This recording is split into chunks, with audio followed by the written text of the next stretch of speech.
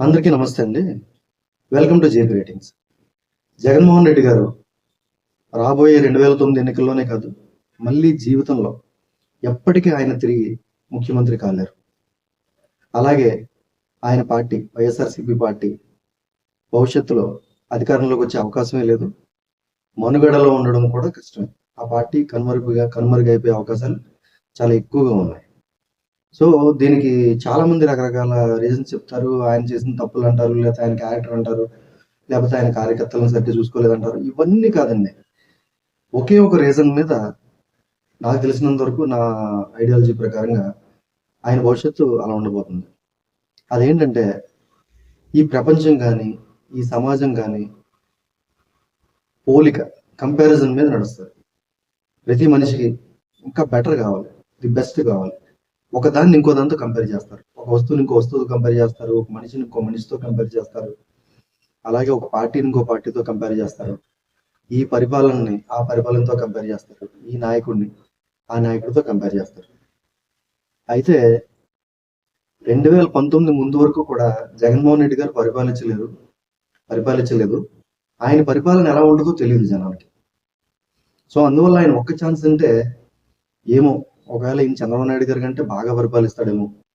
అమరావతి ఆయన కంటిన్యూ చేస్తా అన్నాడు, అమరావతికి మద్దతు అన్నాడు, ఇక్కడే నేను ఇల్లు కట్టుకుంటాను అన్నాడు. సో అమరావతి ఆయన కంటిన్యూ చేస్తాడు, పోలవరం కంటిన్యూ చేస్తాడు. అవి కాకుండా ఈయన ఏదో చాలా నవరత్నాలు అని చెప్పి హామీలు ఇచ్చాడు. అవన్నీ తెలుగుదేశం పార్టీ కంటే బెటర్గా ఉన్నాయి. సో అక్కడ కంపారిజన్ చేసుకోవడానికి చంద్రబాబు నాయుడు గారితో జగన్మోహన్ రెడ్డిని కంపేర్ చేయడానికి ట్రాక్ రికార్డు లేదు అక్కడ. ఈయన ఫ్రెష్, ఆయన అనుభవించాడు. సో ఒక ఛాన్స్ ఇస్తే కానీ కంపేర్ చేసుకోవడానికి ఛాన్స్ లేదు. అలా ఒక ఛాన్స్ ఇచ్చారు. 2019 నుంచి 2024 దాకా ఆయన పరిపాలించాడు. ఇప్పుడు చంద్రబాబు నాయుడు గారితో జగన్మోహన్ రెడ్డిని కంపేర్ చేయడానికి గ్రాఫ్ దొరికింది. సో ఖచ్చితంగా కంపేర్ చేసుకుని తీరుతారు కదా ప్రతి విషయాన్ని కూడా. ఇప్పుడు టాప్ 10లో ఏ విషయాలు కంపేర్ చేస్తారు ఎవరైనా కానీ, నెక్స్ట్ ఎలక్షన్లో కూడా అనుకుందాం, కానీ ఖచ్చితంగా ఈ 5 సంవత్సరాలు, ముందు 5 సంవత్సరాలు, దానికి ముందు 5 సంవత్సరాలు అన్ని కంపేర్ చేస్తారు. జగన్మోహన్ రెడ్డి గారిని, చంద్రబాబు నాయుడు గారిని కంపేర్ చేస్తారు, పరిపాలన కంపేర్ చేస్తారు. సో ప్రతి దాన్ని కంపేర్ చేస్తారు. ఇప్పుడు చూద్దాం అమరావతి ఫర్ ఎగ్జాంపుల్. ఇప్పుడు ఈ 2024 నుంచి 2029 మధ్యలో ఖచ్చితంగా అమరావతి చాలా వరకు ప్రోగ్రెస్ అయ్యి అక్కడ ప్రత్యక్షంగా అభివృద్ధి, డెవలప్మెంట్, అమరావతి నిర్మాణం అనేది కనబడుతుంది. అప్పుడు అమరావతిని కంపేర్ చేసుకుంటే, సో మళ్ళీ జగన్మోహన్ రెడ్డి వస్తే అమరావతిని ఆపేస్తాడు. మనకి రాజధాని అనేది ఉండదు. 3 రాజధానులు అంటాడు, 30 రాజధానులు అంటాడు, లేకపోతే రాజధాని లేదంటాడు. సో అమరావతితో కంపేర్ చేసుకుంటే జగన్మోహన్ రెడ్డి గారికి ఓటైపోడు.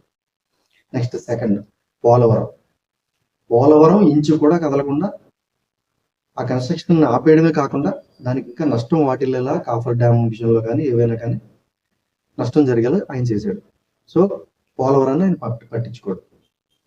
అదే ఇప్పుడు ఈ 5 సంవత్సరాలు 2024 నుంచి 2029 దాకా ఖచ్చితంగా పోలవరాన్ని పూర్తి చేసే అవకాశం కూడా ఉంది, మాక్సిమం అయిపోయే అవకాశం ఉంది. సో పోలవరాన్ని కంపేర్ చేసుకుంటే చంద్రబాబు గారు పోలవరాన్ని కంప్లీట్ చేశారు, జగన్మోహన్ రెడ్డి పోలవరాన్ని కనిపెట్టేశాడు. సో ఇప్పుడు ఎవరు ఓటేయాలి? ఖచ్చితంగా చంద్రబాబు నాయుడు గారు ఓటేస్తే ఇలాంటి ప్రాజెక్టులు మళ్ళీ ఇంకో 10 కడతారు. సో ఆ కంపారిజన్ తీసుకుంటే జగన్మోహన్ రెడ్డి ఓటేయారు. థర్డ్ కరెంట్ ఛార్జీలు ఈయన దగ్గర 10 సార్లు ఏమో పెంచాడంట కరెంట్ ఛార్జీలు. ప్లస్ నేను మొన్న సమ్మర్లో కొన్ని రోజులు ఆంధ్రప్రదేశ్లో గడిపాను ఎలక్షన్ల ముందు. రోజు విపరీతంగా గంటల తరబడి కరెంట్ పోయేది. సో కరెంట్ ఛార్జీలు పెరగవు, నాణ్యమైన కరెంట్ ఉంటుంది, నిరంతర విద్యుత్ ఉంటుంది, 24 గంటల విద్యుత్ ఉంటుంది. సో కరెంట్ విషయంలో కంపేర్ చేసుకుంటే ఇద్దరిని చంద్రబాబు నాయుడు గారికి ఓటు. ఇంకా 4వది మందు, లిక్కర్.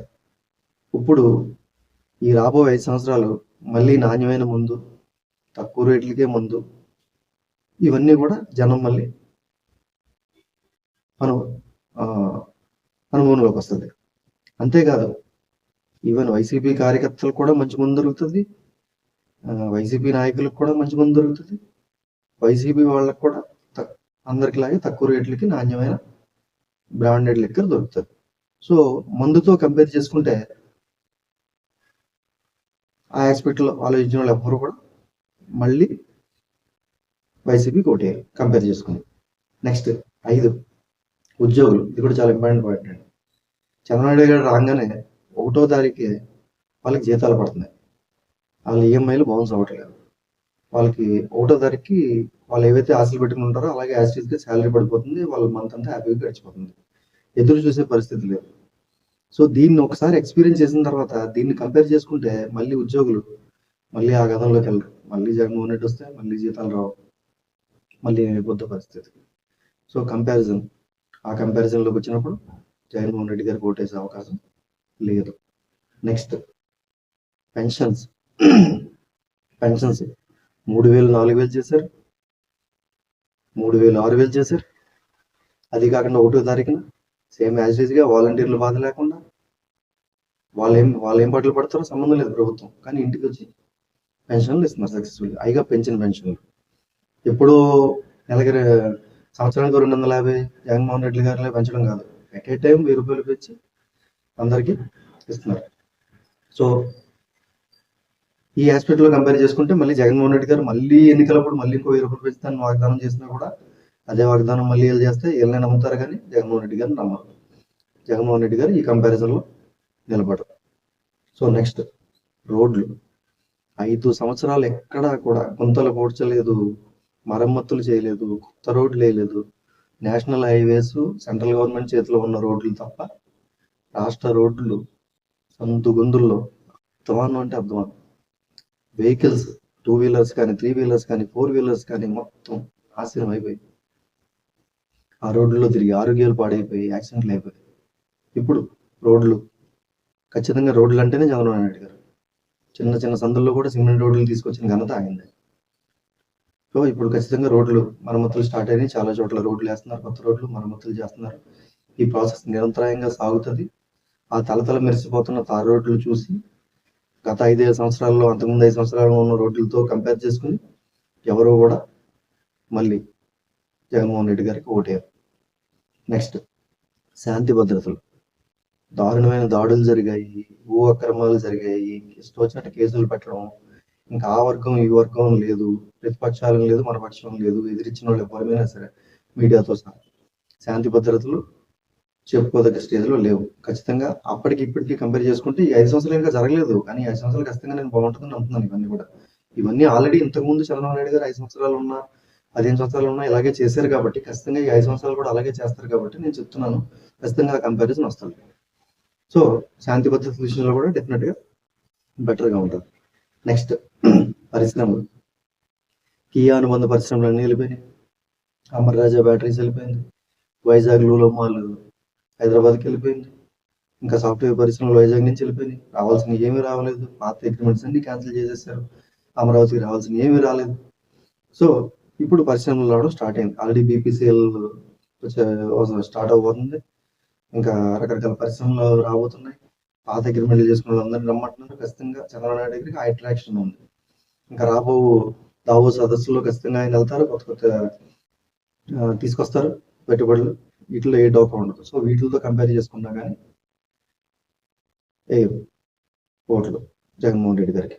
నెక్స్ట్ ఉచిత ఇసుక. అంతకుముందు ఉచిత ఇసుక ఉండేది, ఇప్పుడు జగన్మోహన్ రెడ్డి గారు వచ్చిన తర్వాత లేదు, మళ్ళీ ఇప్పుడు ఉంది. సో కంపేర్ చేసుకుంటారు. సో జగన్మోహన్ రెడ్డి గారు వస్తే మళ్ళీ ఇసుక ఉండదు.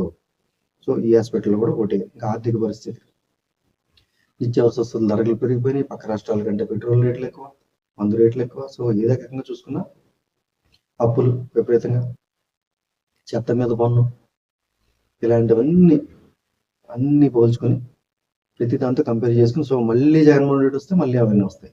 ఎందుకంటే ఆయన దాన్ని ఇంకా వాదించలేడు. మళ్ళీ నేను రాజధాని కడతానని చెప్పలేడు. నమ్మరు. చెప్తే మళ్ళీ పోలవరం కడతానంటే నమ్మరు, మళ్ళీ మద్యపాన నిషేధం చేస్తానంటే నమ్మరు, మళ్ళీ సిపిఎస్ రద్దు చేస్తానంటే నమ్మరు, మళ్ళీ 1వ తారీఖు జాతీయాలు ఇస్తానంటే నమ్మరు. సో పోలిక దారుణమైన కాంట్రాస్ట్ ఉన్న పోలిక ఇక్కడ దొరికింది జనాలకి పోల్చుకోవడానికి. సో ఇప్పుడు జగన్మోహన్ రెడ్డి గారి పరిపాలన చూస్తారు, చంద్రబాబు నాయుడు గారి పరిపాలన చూస్తున్నారు. సో కంపేర్ చేసుకున్నప్పుడు ఖచ్చితంగా ఈవెన్ వైసీపీ కార్యకర్తలు, కరడు కట్టిన జగన్మోహన్ రెడ్డి, రాజశేఖర రెడ్డి గారి అభిమానులకు కూడా నాణ్యమైన మందు అందుతుంది, నాణ్యమైన కరెంట్ అందుతుంది. ఆ వైఎస్ఆర్సీపీ లేడీస్ కూడా ఉచిత బస్సు ప్రయాణాలు అందుతాయి. సంవత్సరానికి 3 గ్యాస్ సిలిండర్లు ఫ్రీ అన్నారు కదా, అవి అందుతాయి. సో ఇవన్నీ కూడా కంపారిజన్ వాళ్ళు కూడా చేసుకున్నప్పుడు వైఎస్ఆర్సీపీకి ఉన్న 40% ఓటింగ్ ఇంకా ఉంది, ఆయనకు పడిందని అన్నారు కదా. ఆ 40% ఓటింగ్ కూడా ఇప్పుడు ఈ ఈ కూటమికి పడిన ఓటింగ్ శాతం అలాగే ఉంటుంది, ఏమాత్రం చిక్కు చెదరు. ప్లస్ అడిషనల్గా వైసీపీ నుంచి కూడా కంపారిజన్ ఆస్పెక్ట్లో ఇంకొక 10% 15% ఓటింగ్ ఇంకా దారుణంగా ఇటువైపు వచ్చేస్తుంది. ఆ రకంగా పార్టీ దెబ్బతింటుంది. ప్లస్ జగన్మోహన్ రెడ్డి గారు మీద చాలా కేసులు ఉన్నాయి, అవన్నీ ఛార్జ్ షీట్లు వేసి ఉన్నాయి, ఈడీ కేసులు, సిబిఐ కేసులు. అది కాకుండా మళ్ళీ ఇది మన వివేకానంద రెడ్డి గారి కేసు, దాంట్లో ఎవరాస్తం ఉంది ఏంటి, ఇవన్నీ కూడా బయటకు వచ్చే అవకాశం ఉంది. ఎందుకంటే కూటమి ప్రభుత్వంలో ఇప్పుడు ఎన్డీఏలో సెంట్రల్లో చంద్రబాబు నాయుడు గారు చాలా కీలక పాత్ర వహిస్తున్నారు. అందువల్ల ఇవన్నీ కూడా ఫాస్ట్గా ముందుకెళ్లేలా ఆయన ప్రొవోక్ చేస్తారు. ఎందుకంటే అది కూడా శిక్ష పడేలా కాదు, నిజాలు ఉంటే శిక్ష పడితే, లేకపోతే నిర్దోషిగా బయటకు వస్తాడు. కానీ ఖచ్చితంగా చాలా వరకు ఆధారాలు ఉన్నాయి కాబట్టి వీటిల్లో ఫాస్ట్ అయ్యి క్లోజ్ అయిపోయి శిక్ష పడే అవకాశం అయితే ఉంటుంది. ఇంకొకటి, వాళ్ళు పాదయాత్రలు చేయనివ్వకుండా ఏం చేయాలి, ప్రతిపక్ష నాయకులు బయటకు రానివ్వకుండా ఏం చేయాలి, అక్రమంగా కేసులు ఎలా పెట్టాలి, ఫిజికల్గా ఎలిమినేట్ ఎలా చేయాలి, సోషల్ మీడియాలో ఎవరు పోస్టులు పెట్టకుండా ఏం చేయాలి, మన మీద ప్రచారం జరగకుండా ఏం చేయాలి, మనం మాత్రమే మీడియాలో మనకి పాజిటివ్గా న్యూస్లు వచ్చేలా ఎలా చేసుకోవాలి, సో ప్రతిపక్షాల ఆస్తులను ఎలా దెబ్బతీయాలి, ఫైనాన్షియల్ సోర్సెస్ని ఎలా దెబ్బతీయాలి, ఆర్థిక మూలాలను ఎలా దెబ్బతీయాలి, ఇవన్నీ కూడా ఒకసారి చంద్రబాబు నాయుడు గారికి ప్రతిపక్షాలకి వాళ్ళు రుచి చూపించారు. సో మళ్ళీ వాళ్ళ ఎగ్జిస్టెన్స్లో ఉండిస్తే, మళ్ళీ అధికారంలోకి వస్తే మళ్ళీ అలాగే చేస్తారు. సో అందువల్ల మనం ఇంతకుముందు చేసిన తప్పులు చేయకూడదు, మన పందాన్ని మార్చుకోవాలి. మనం కూడా అవసరమైతే వాళ్ళ పందాలోకి వెళ్ళి వాళ్ళు లేకుండా చేయాలి. అది మనకే అవసరం, ఎక్కువగా ముఖ్యంగా రాష్ట్రానికి అవసరం. రాష్ట్రం అభివృద్ధి మళ్ళీ ఆగిపోద్ది, మళ్ళీ కొన్ని 10 సంవత్సరాలు వెనక్కి వెళ్ళిపోద్ది. సో ఏదేమైనా రాష్ట్రానికి వాళ్ళ వల్ల నష్టం జరుగుతుంది కాబట్టి వాళ్ళని నిలువరించడానికి, ఆ పార్టీ లేకుండా చేయడానికి, ఆ వ్యక్తుల్ని రాజకీయాల నుంచి పక్కకి తప్పించడానికి ఖచ్చితంగా